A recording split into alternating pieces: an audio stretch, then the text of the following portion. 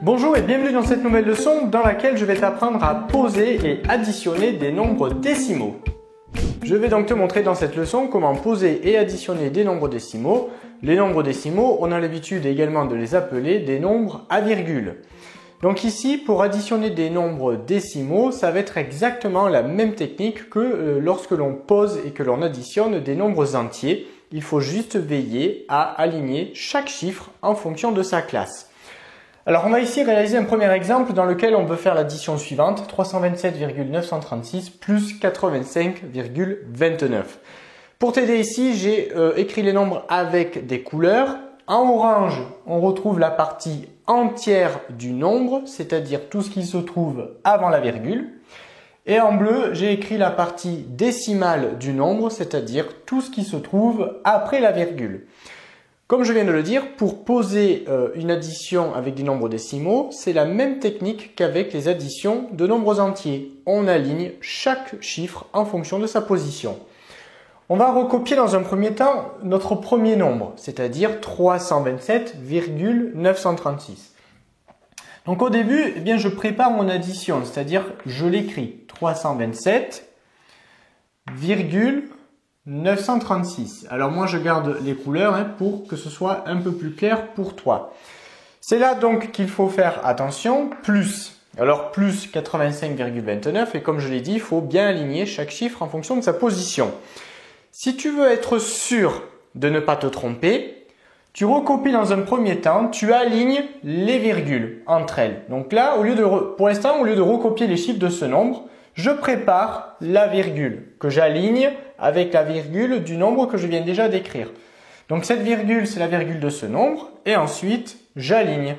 Le 5, c'est le chiffre des unités. C'est le premier chiffre qui est avant la virgule. Il faut donc que je l'aligne avec le chiffre qui est avant la virgule du nombre du dessus, c'est-à-dire ici le chiffre 7.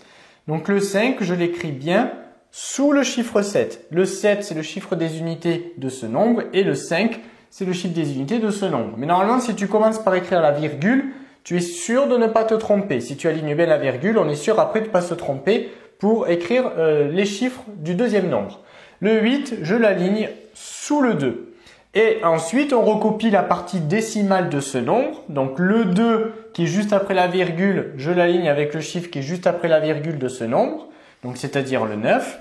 Et à la suite, j'écris le 9. Voilà. Avant de tracer la barre de l'opération de cette addition, tu remarques ici qu'on se retrouve avec ce que l'on peut appeler un trou. Alors pourquoi ? Si je regarde la partie décimale de ce nombre, j'ai donc une partie décimale qui va jusqu'au millième. Le 6, c'est le chiffre des millièmes. Le deuxième nombre que j'ai aligné dessous, il est bien aligné. Chaque chiffre est bien aligné en fonction de sa position avec le nombre du dessus, avec les chiffres du nombre du dessus. Mais pour ce nombre, dans la partie décimale, je n'ai des informations. Les chiffres, ils ne vont que jusqu'au dixième. Finalement, je n'ai rien ici. Je n'ai pas de chiffre des millièmes qui va se retrouver aligné avec le chiffre des millièmes de ce nombre. Là, deux solutions. Soit tu laisses le trou parce que ça ne pose aucun problème dès lors que tu as bien aligné tous les autres chiffres en fonction de leur position.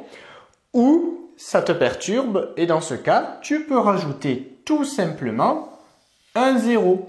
Puisque ce 0, comme il se situe dans la partie décimale du nombre et qu'il est à la toute fin, eh bien, il s'agit d'un 0 inutile. Autrement dit, je ne change pas mon nombre. 85,29, c'est le même nombre que 85,290, parce que dans ce cas, c'est un 0 inutile. Et là, maintenant, j'ai bien un chiffre dans ce nombre qui est aligné avec... J'ai bien ici un chiffre des millièmes qui est aligné avec le chiffre des millièmes du nombre du dessus. Donc là, ça c'est à ta convenance. Tu peux très bien laisser le trou. Et tout à l'heure dans l'addition, on fera 6 plus rien. Ben, ça donnera 6. Ou ça te perturbe d'avoir ce trou. Et dans ce cas-là, tu complètes ce trou avec un 0 inutile. Bon, ça c'est comme tu veux. Ensuite, eh bien, on trace le trait de l'opération. Bien évidemment, on le fait avec une règle. Et ensuite, on va pouvoir commencer à calculer cette addition. Eh bien, c'est parti, calculons à présent cette addition. Comme pour les additions avec les nombres entiers, on va commencer le plus à droite possible. Alors avec des nombres entiers, on commence toujours par additionner du coup les chiffres des unités ensemble. Bon, pour les nombres décimaux, ça dépend les nombres que l'on additionne entre eux. Ici, si je regarde la colonne la plus à droite, c'est-à-dire cette colonne ici, eh bien on s'aperçoit qu'on arrive jusqu'au millième. Mais on pourrait très bien aller plus loin ou on pourrait s'arrêter au dixième, peu importe. Il faut juste commencer le plus à droite possible. Donc ici, on va commencer par additionner les chiffres des millièmes. 6 plus 0, 6. Et après, c'est comme pour une addition classique. 9 plus 3, 12. J'écris le 2 ici. Je retiens 1 ici. Là, on est astucieux. On repère de suite le complément à 10. 9 plus 1, 10. 10 plus 2, 12. Donc, je réécris le 2 ici. Mais cette fois, ma retenue, elle va se situer dans la partie entière. Donc, j'écris le 1 dans la colonne précédente. Et donc là, on arrive dans la partie entière. Et on continue. Alors, on n'oublie pas avant de continuer, comme ici, on a terminé d'additionner les parties décimales, on recopie de suite la virgule et je continue ici. 7 plus 1, 8. 8 plus 5, 13. Donc j'écris 3 et je retiens 1.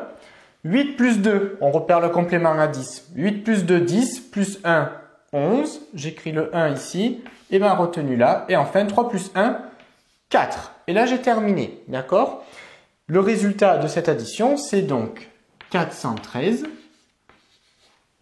Ça, c'est la partie entière de mon nombre, virgule. Et maintenant, on va écrire sa partie décimale, c'est-à-dire 226.